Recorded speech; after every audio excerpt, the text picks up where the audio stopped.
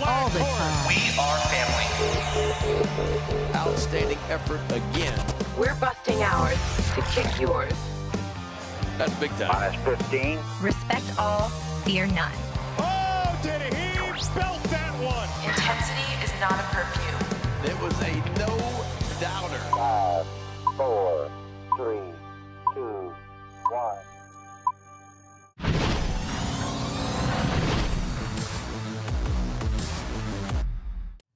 We are up in the bird's nest here at Oriole Park at Camden Yards. I'm Brendan Mortensen alongside Annie Claff. We just heard from the newest Orioles manager, Craig Albernaz, as well as Mike Elias and David Rubenstein. So we're going to be talking about today. 21st manager in Orioles history is Albernaz, and we'll dive into just kind of the general takeaways. But I think my first impression of that press conference was the fact that Stephen Vogt was sitting in the front row. Guardians manager Stephen Vogt. Albernaz was the right-hand man there for the last 2 seasons. He was the bench coach in 2024 before taking over and getting a kind of a promotion-ish title change, whatever you want to call it, to associate manager in 2025. And the fact that Vogt was here, I think, really speaks volumes about obviously the type of relationship that they had off the field, but also just how important Albernaz was to everything happening in Cleveland, the type of relationships that he was able to build in that organization. That just struck me right off the bat. Yeah, 100%. That's kind of the biggest takeaway of the entire press conference is the fact that you can have one of baseball's greatest managers, Stephen Vogt, there flying all the way across the country, or from Cleveland at least. From Cleveland, too. yeah. I think, was it Elias that said that. That's why Stephen Vogt's here from all the way across the country. Exactly. And, it's Ohio, because it's kind of far away. Making the trip to Baltimore regardless. Maybe Stephen Vogt's in California for the offseason. We don't know about his personal life like that. Exactly. And Mike Elias would be the one to know. But anyway, Stephen Vogt coming over to support Albernaz and his family, who it seems as if those people are really important in Albernaz's life, both his wife Genevieve, his 3 kids, Stephen Vogt, just to kind of have that kind of mentor in whatever most recent experiences Craig Albernaz has had in his kind of baseball coaching career as assistant manager for the Guardians, to have that kind of mentor relationship, but also going beyond just a mentor and having someone be there for you when you make that next step to your first MLB managerial role speaks volumes, like you mentioned. And is just a really great token of admiration from both parties for each other. Yeah, and conversations like this are always interesting because as often as we may be asking the question or get asked the question, how's the hire? How are they going to do? We don't really know. So much is up to the players on the field. The luck of injuries, there are so many elements that go into being a successful manager or an unsuccessful one. And so especially in the case of Albernaz, where we don't have a track record of past managerial successes or failures at the big league level, he hasn't been a big league manager before, there's not a ton to go on when somebody asks you the question, how are they going to do as manager? And so this was the first time that we got to hear from him and understand what he was potentially bringing to the table and his approach to some different things. And we're going to get into all of that. But when you hear about Albernaz and when the hire was first made, everybody said the lasting impression that he has left with all of his organizations is that he builds and maintains outstanding relationships and that he has a way of connecting with players on this outstanding level that really separates him from other coaches and separated him from other managers in this cycle, clearly. And so to have that be so literally in front of you at the start of this press conference, to have Stephen Vogt sitting in the front row, be hanging out with Craig Albernaz's kids, like you saw it and you went, oh, okay, they weren't kidding. Like this is somebody who builds these types of relationships to an extent that is just incredibly impressive from the fact that you saw it in the front row. Yeah, one of his sons was even sitting in Vogt's lap towards the end of it, which is really goes to say just how close those two families and Albernaz and Vogt really are. But like you mentioned, it is going to be somewhat impossible to kind of predict or analyze what Craig Albernaz will be like as a coach, as a MLB manager, because we simply just haven't seen that yet. We know that he's had managerial roles before in the minor leagues before this, and is coming off of 2 different roles with the Giants and then the Cleveland Guardians. So it is going to be all very fresh and new to see who exactly Craig Albernaz is as an MLB manager, as the guy in charge, how he works in cahoots with Mike Elias. He mentioned that they are going to have a very close relationship, which Elias has had with managers in the past, Brandon Hyde being one of them that's up there. When you think about close manager GM relationships, especially in the Orioles front office. But those are things that we're only going to find out soon enough. But from first impressions and first glances, you have a guy that is extremely admired and well-liked by Stephen Vogt, a guy that has a very strong reputation when it comes to MLB managers. Matt Wyrick on Twitter had a quote from Vogt that said, "He's the hardest worker I've been around. The hours that he puts in, the time that he puts in, he's prepared for everything. He's over-prepared." And I think that is exactly what you want from someone who's coming in as a new skipper for the first time in his career, especially when there are so many things to answer. It's a very different time frame right now for Albernaz to come in than what it was when they appointed Hyde years ago during the rebuild. So these are all things that we're going to find out. But so far, so good. I think that Albernaz seems like exactly the guy you want to kind of start a fresh slate. Yeah, and as we dive into kind of the things that he specifically said, if you're wondering if we got specific answers as to the extent to which he would be building this coaching staff and the extent to which he is involved in roster decisions as we now head into the offseason, we did not get specific answers on those things. I don't think that is shocking to anybody if you have tuned into Mike Elias and this organization talking about how they run things. They are not just going to lay everything out there. Yes, Mike Elias did say that they want Albernaz's input on those sorts of things. To what extent, we don't really know. Will he be able to build the entire coaching staff? Will he be able to have a massive say in the player personnel? Albernaz kind of pushed back on that himself, saying, I don't have a wish list of guys that I want in the offseason. I am here to manage the guys that are in the clubhouse, and I trust Mike to do a good job to bring those sorts of guys in. So the extent to which Albernaz will be involved in coaching staff decisions or in roster decisions, we're not really sure. But he is going to be involved in some way. So in terms of the specific things that he talked about, I think one of the takeaways that I had, not that he was hands-off, I don't think that's the right way to phrase it, but in terms of, I believe it was Matt Wyrick as well, asked Albernaz about building a culture.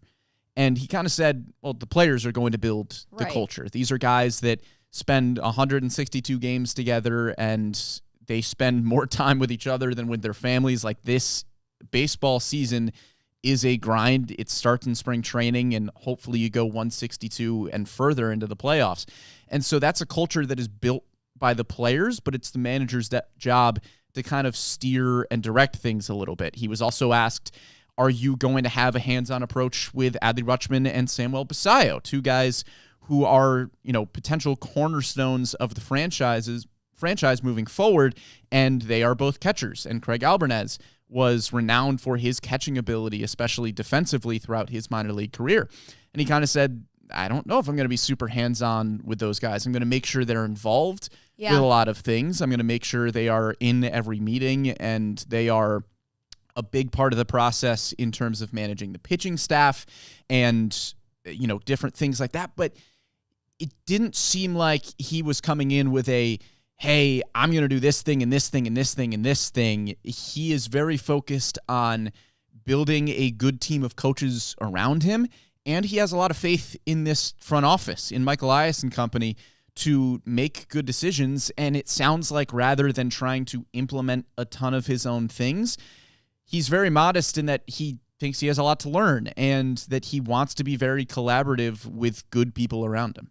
Right, and one of the other questions that was brought up too was something kind of the cornerstone of Earl Weaver is, okay, you learn so much more after the fact. Yeah. And when it came to that question for Craig Albernaz, who's like, well, I don't really know anything right now. He's the first person to admit that this is a new role for him. This is a new role for the Orioles to go working with a guy like Albernaz who doesn't have MLB managerial experience, which is something I think that's a big question mark when it came to who the Orioles were going to appoint as their new manager. Is it going to be someone like Tony Mansolino that they've already seen 4 or so months with, or is it going to be a new guy a new guy for the Orioles who has a lot of MLB managerial experience already, an MLB manager veteran?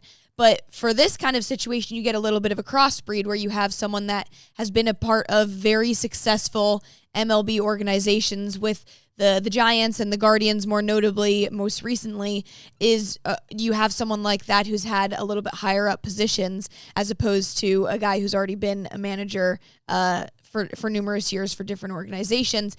You do have that question mark of, okay, you don't really know everything that's going to happen, but still with Albernaz, he's going to be the first person to tell you, I'm learning this. I'm also going to kind of take a step back and see how I can kind of bring my own voice and make my own kind of reign for a new team. Yeah, and it sounds like that's something that he has learned not only in his time with the Rays and the Giants organizations, but it's a perfect example, too, in the Guardians organization and the setup there with Stephen Vogt and Craig Albernaz, right? Albernaz is the right-hand man for Stephen Vogt, and by all accounts, they were collaborating on pretty much everything in that dugout, on game-to-game decisions, and Albernaz, wasn't making the final call because that's Stephen Vogt's chair that he is sitting in, but that is a very collaborative relationship that the two of them had on a game-to-game basis, and so I think that's a perfect example of the fact that, you need to collaborate even on those game-to-game decisions. It's not just going to be Albernaz making this specific call at this specific time. It's going to take a group of coaches, and he really emphasized that collaborative approach and the importance of just having good teachers and having good coaches and having guys that connect with the players on a deeper level so that when he's making decisions, the players understand that it's for their best interest. It's for, putting the team in the best position possible to win a game and for maximizing what the player is able to do on the field. Yeah, and it also kind of goes back to the discussion we had last week when we first heard of the news, is how much is it the guy in charge or how much is it for the players? And I think that also goes back to the quote that you mentioned where the player or the culture of the clubhouse is heavily reliant on the players, and the players kind of create that exact culture. The same goes for the amount of success and the amount of wins and losses that the team will see in 2026 is what kind of players dynamic that you have, what kind of players you bring in, how are the existent and this core of the team already going to bounce back from 2025, because those are all incredibly huge storylines for how you can move from a very lesser than ideal season in 2025 going into 2026. So a lot of it is going to be the players that the Orioles and front office bring in this offseason, but also the existing guys that can kind of make a bounce back, because this is a very different situation that the Orioles are in right now. You aren't going into a new season having just made the playoffs. You're going into a new season with a new guy in charge, someone that doesn't necessarily have managerial experience, but a completely fresh new voice that so far you have people like Stephen Vogt already kind of crediting for. Yeah, and he said, to that player point that he was kind of excited to see the chip on the shoulder that a lot of these guys had after a disappointing 2025.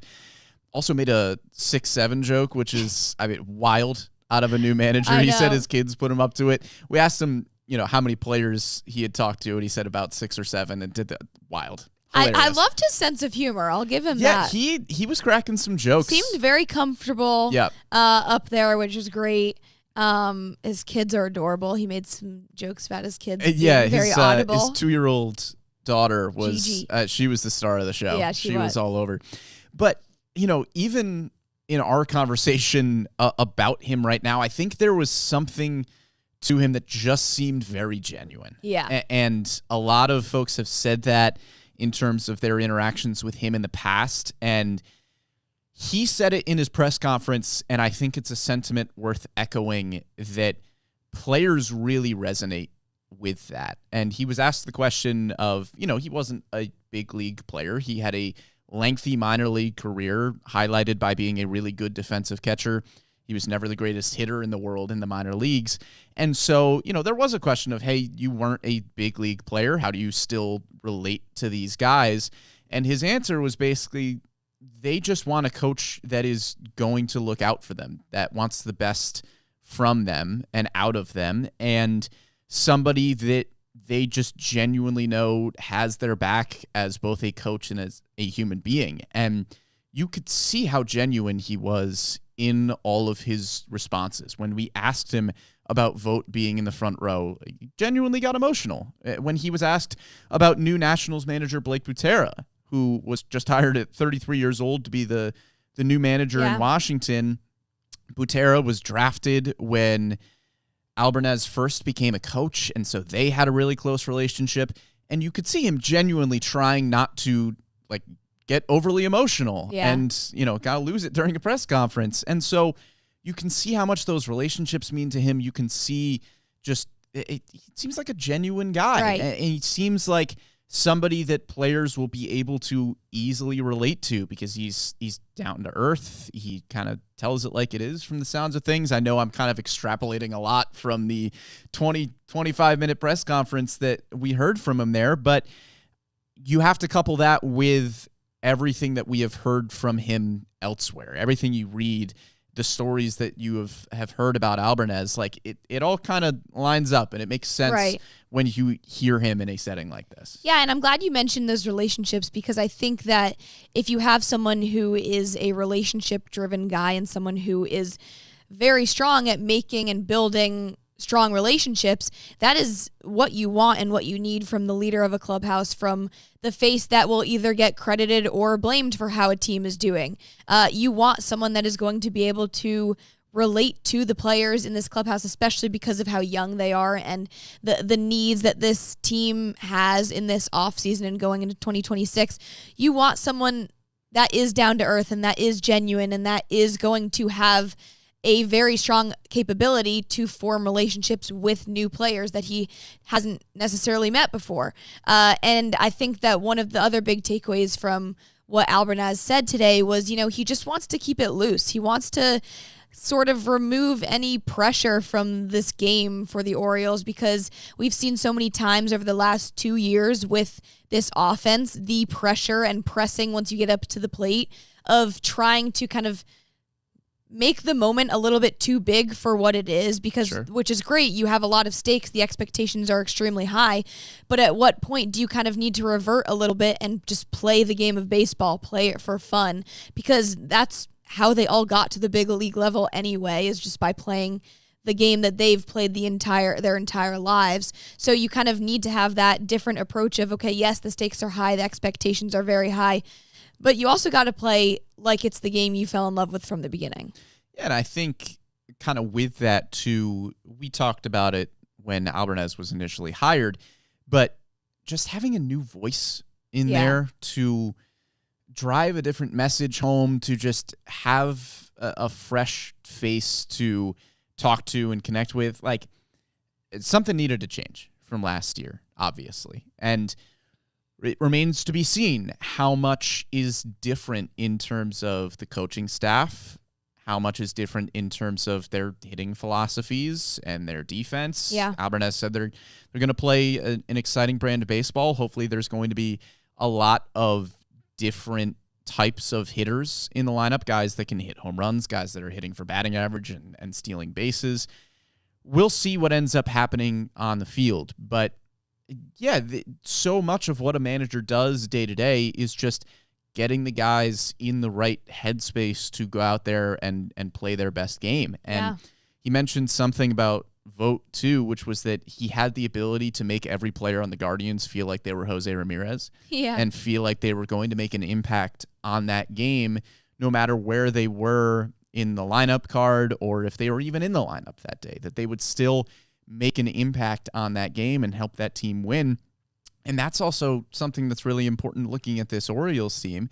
We know that they like to use analytics. We know that they like to play the matchups. We know that there will be platoon hitters on this team next year. There will be late substitutions late in games, and you need buy-in from all of those guys that is the way to win baseball games. That if they are going hot for a stretch, they're going to stay in the lineup despite maybe what the numbers say. Like, you just need to have that balance. You need to be able to have the confidence of all of your players to buy into what you are doing, and it starts with the manager.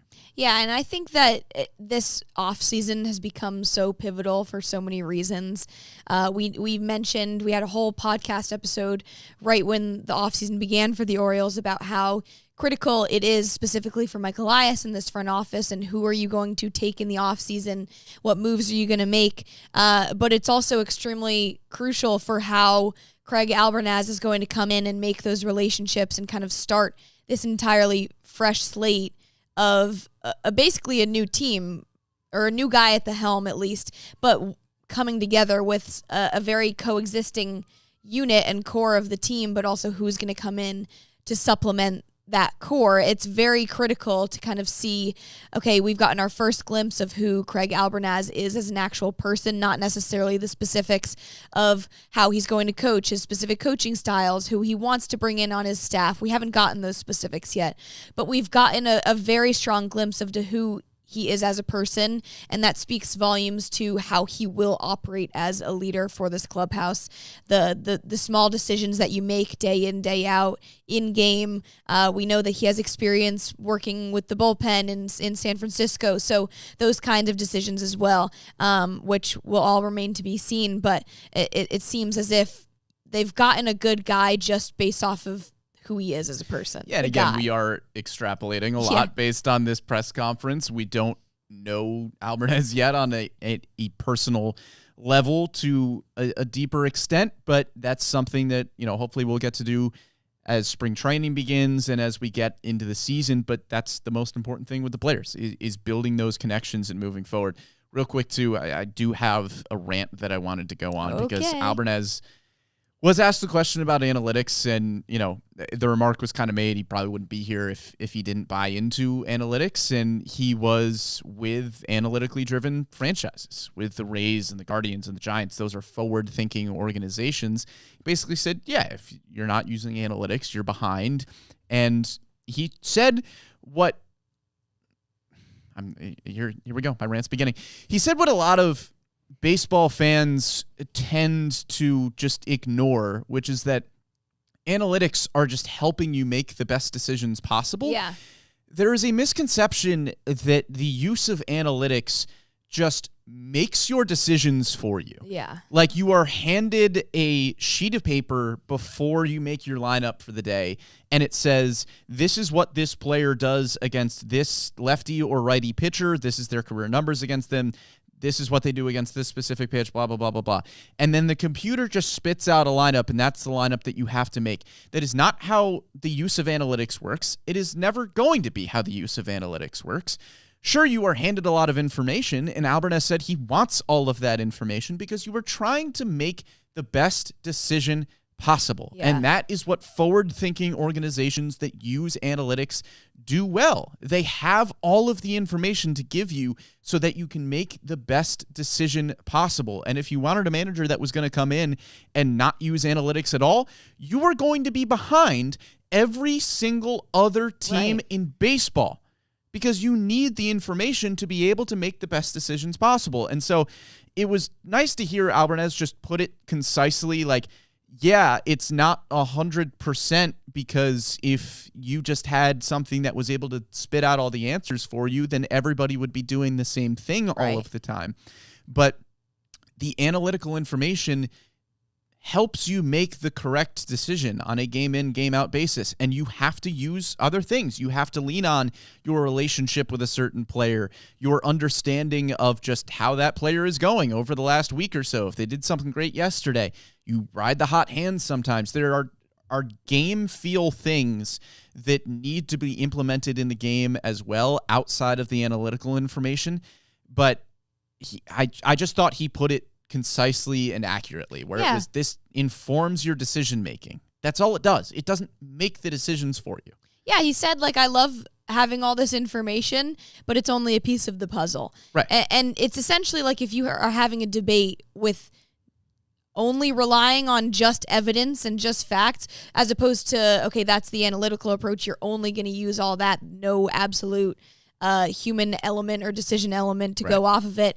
Or you're going to be someone that has a debate with no information and no facts, evidence at all. Like, that's just someone that is going to be completely behind and not be able to form a debate whatsoever. Right. So in this scenario, you're going to have someone who knows the benefits of using analytics to his benefit, to the team's benefit, but it's also, there's a huge still human decision-making element that exists, and Albernaz is going to be the first person to point that out, as well as some of the best managers in MLB. Yeah, the human element. I think that is probably my biggest takeaway, and it sounds like yours as well, from this press conference. I think Stephen Vogt, being in the front row, spoke volumes about the kind of relationship that they had, about the kinds of relationships that Albernaz is able to build, the way that he talked about guys that he had worked with in the past, the way that he talked about the players. This is a manager for the boys. Like, he's, you know, he is somebody who, from everything that we heard today, is going to focus on just connecting with players, building those relationships, making sure that they understand that he is just trying to put them in the best position to succeed. Who knows what is going to happen and is left to happen on the baseball side of things in terms of building the coaching staff, in terms of the roster moves in the offseason that he will have some extent of involvement with. Mm-hmm. That's all to come. And I think the general takeaway was just, I think they got someone here who was coveted and who is going to enter the building immediately and just be a genuine presence. Yeah, and it goes without saying that spring training will be the time when we, the media, get to know him more, but also we get to see how he does interact with the players and how the players actually get to know a new guy in charge, because you never really know it until you see it, and spring training is going to be the most important piece of the puzzle for Albernaz to start off. Is how are you going to form those relationships with the players?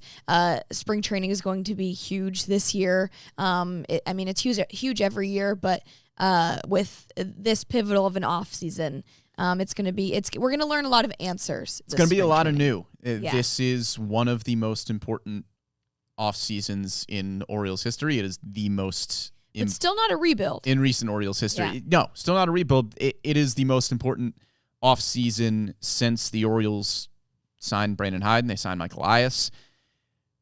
They have a lot of work to do this offseason. We are, as the offseason is officially underway after the Dodgers won the World Series, we are going to dive into everything.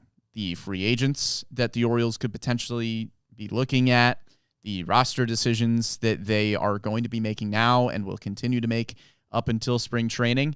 We've got one more week off after this, and then after that, I think we're going to be back with some relative consistency. It's going to be a weird schedule. Stuff with the holidays coming up. I'm out of the country next week, and then there's 1 week, and then there's Thanksgiving, and then we're going to be back for a bit, and then there's there's going to be holidays and things thrown in there, but we are going to have you covered here on the Bird's Nest and on all of our MASN Orioles pages with everything you need to know about this Orioles offseason. And we know who the new skipper is. It is Craig Albernaz. We heard from him today. Make sure you go check out his press conference. If you haven't watched it yet, check out his conversation with Rock Kabako as well, where we learned some more about Craig. So thank you so much for tuning in to this week's edition of the Bird's Nest. As mentioned, we will be back in, I think, 2 weeks. We'll be back here. Sure. We'll be talking some more Orioles offseason.